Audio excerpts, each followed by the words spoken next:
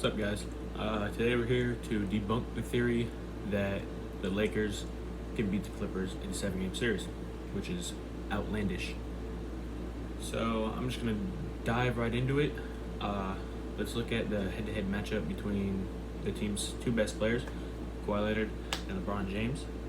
So when we have the head-to-head points, Kawhi averaged 31 points per game against the Lakers in the 2019-20 season so far. LeBron, on the other hand, only 23, which is down from his season average. Assists and rebounds both go to LeBron, but that's because he plays point guard and he is the primary ball handler.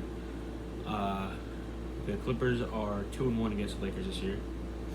They won opening night and Christmas Day, and then they lost March 8th against the Lakers right before the season shut down. So when you look at Kawhi, he's averaging more points, shooting better from the field, shooting better from three, shooting better from the free throw line by almost 11%. And then you look at LeBron, he's only 81% from the free throw line, 22% from three. 22. That's not acceptable when you're LeBron James. From the field, less than 40%.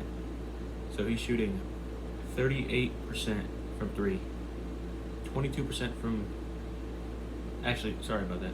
He's shooting 38% from the field, 22% from three, and only 81% from the free throw line. As Kawhi is shooting 54% from the field, 38% from three, and 92% from the free throw line, while averaging 8 more points.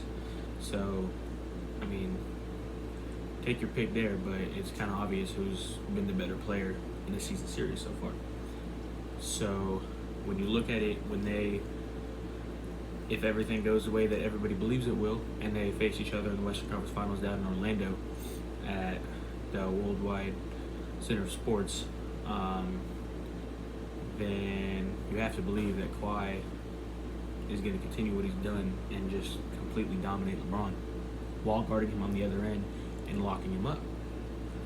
He's held LeBron to, I believe, under 35% shooting from the field while he's guarded him on possessions. He's only, while on the other end, when LeBron guards Kawhi shoots 75% from the field, so it's pretty obvious who's doing better when they're guarding each other.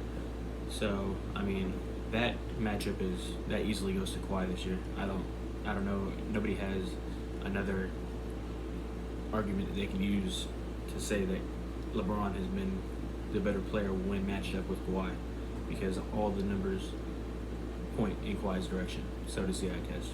Kawhi looks like he's ready and out there to just manhandle LeBron, while LeBron looks a little timid and scared when he matches up with Kawhi. So on to the next matchup of superstars. You have Anthony Davis and you have Paul George. Personally, I'm going to have to give this to the Lakers in Anthony Davis's sense when it comes to numbers. But when it comes to playoff important, like which is more important in the playoffs, it's definitely Paul George. Because to win the NBA, you have to have elite wings, Kawhi Leonard, Paul George. You have to have people that can create their own shot on the perimeter, that can go ISO, because everything in the playoffs slows down. So Paul George does both those. He's a great isolation player. He's great in the pick and roll. He can create his own shot. He shoots almost 40% from three on 9 attempts a game, which is outlandish for somebody that's 6'9". I don't understand how that's even possible. And then, so you have Anthony Davis on the other spectrum, where he's averaging 2 more points per game against the Clippers than Paul George is against the Lakers. He's at 26 and Paul George is at 24. And the biggest difference between them is Anthony Davis's ability to create his own shot, because for Anthony Davis's career, more than 80% of his shots have come from the pick and roll. So that means that he needs to be set up by his teammate or his point guard, whoever he's in the pick and roll with, in order to score efficiently. When he's on the low block, yeah, he's dangerous. But the best way to guard Anthony Davis in the block is be physical with him. He doesn't like that. He shies away from physicality and all that stuff down in the low post. He's a very, very average three-point shooter, probably below average. Against the Clippers this year, he's shooting 16% from three. And as a 6'11" forward/center, he's only averaging 47% from the field, when most of his shots come from in the paint. He's only shooting 47%. So, and Patrick Patterson and Montrezl Harrell have got the majority of the possessions against Anthony Davis, and those are two guys that play physical. So as soon as you put a body on him, you make him feel a little bit uncomfortable. He doesn't know what to do. So those are the two most important matchups. I don't even know if I should talk about the benches because it's like night and day. The Clippers bench, you have the highest scoring bench in the NBA by far. You have the highest scoring duo off the bench in NBA history. Last season, they had Montrezl Harrell and Lou Williams averaged 36 points per game off the bench combined. There's some starting duos that don't do that, which is just ridiculous to me. And then you just go down the line. You added in Reggie Jackson, one of the best backup point guards in the NBA. You trade for Marcus Morris. So you go from Mo Harkless to Marcus Morris. Marcus Morris was averaging almost 20 points per game before he was traded to the Clippers. Mo Harkless was averaging under 10.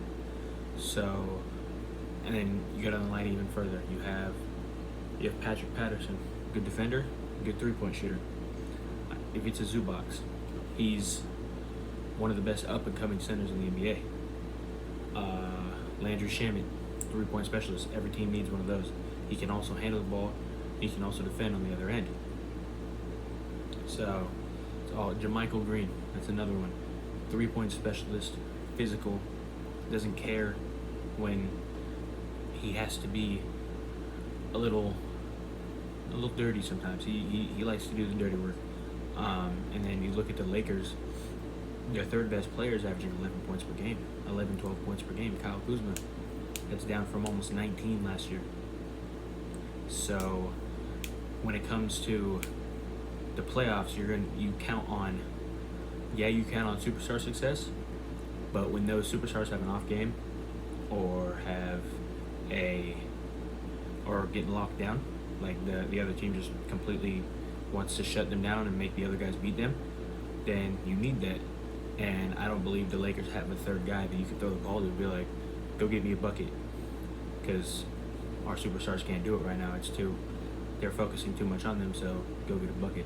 And then you look at Danny Green, three-point specialist, good defender, but he's a spot-up kind of guy. You can't give the ball to him on the perimeter and say, go get a bucket. He has to be set up no matter what to score. Kentavious Caldwell-Pope, I don't even have to say anything about him. JaVale McGee, rebounder, shot blocker, whoop-de-doo. Dwight Howard, he's having a good year for Dwight Howard as of late because he's been atrocious since he left the Magic. But also, that's not another guy that you really have to worry about. Avery Bradley, he was on the Clippers. One of the most disappointing Clipper players I've ever seen in my life.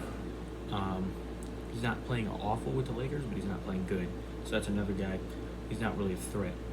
And then you look at Markieff Morris, Marcus Morris's brother.